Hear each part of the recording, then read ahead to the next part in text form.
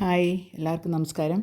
ഞങ്ങൾ 2 ദിവസം സിക്കിം ഒക്കെ കറങ്ങിയിട്ട് മൂന്നാമത്തെ ദിവസം ഇപ്പോൾ ഡാർജിലിങ്ങിലേക്ക് പോവുകയാണ്.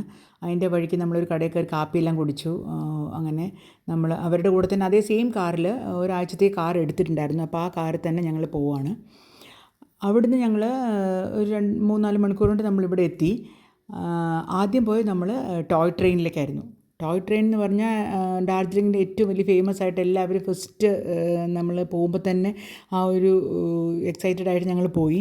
ഞങ്ങൾ നേരത്തെ ബുക്ക് ചെയ്തിരുന്നു. പക്ഷേ അത് എന്ത് പറ്റിയെന്ന് വെച്ചാൽ ഇന്ത്യൻ റെയിൽവേയിൽ തന്നെ നമുക്ക് ബുക്ക് ചെയ്യാം. പക്ഷേ അത് അവർ ക്യാൻസൽ ചെയ്തുകൊണ്ട് നമുക്ക് പിന്നെ കൗണ്ടറിൽ വന്ന് എടുക്കേണ്ടി വന്നു. പിന്നെ പക്ഷേ നമുക്ക് കിട്ടി. ചില സമയങ്ങളിൽ അവരെന്താണെന്ന് വെച്ചാൽ തണുപ്പും സീസൺ ഇതനുസരിച്ചും പിന്നെ ആൾക്കാർ കുറവാണെങ്കിലൊക്കെ അവർ ക്യാൻസൽ ചെയ്യും. പക്ഷെ നമുക്കെന്തോ അത് കിട്ടി. നമ്മളങ്ങനെ കയറി. പക്ഷേ അതിനൊരു ഈ വേൾഡ് ഹെറിറ്റേജ് സൈറ്റൊക്കെ ആണെങ്കിലും അതിൻ്റെ ആ ഒരു വൃത്തിയോ അല്ലെങ്കിൽ നമുക്ക് അതിൻ്റെ ആ ഒരു ചാം നമുക്ക് ഫീൽ ആയില്ല സത്യം പറഞ്ഞാൽ.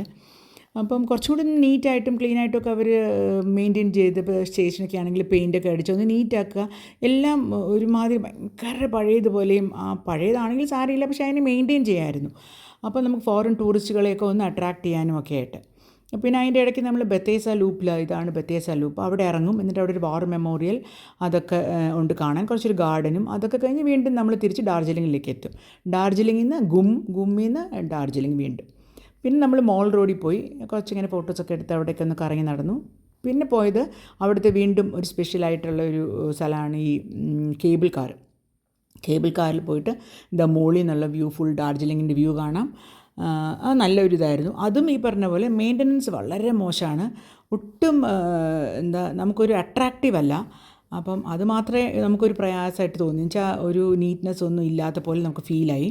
അങ്ങനെ ഡാർജിലിംഗ് 2 ദിവസം കറങ്ങി. ഇനി ഇതുപോലെ വേറൊരു വീഡിയോ ആയിട്ട് വരാം. ബൈ.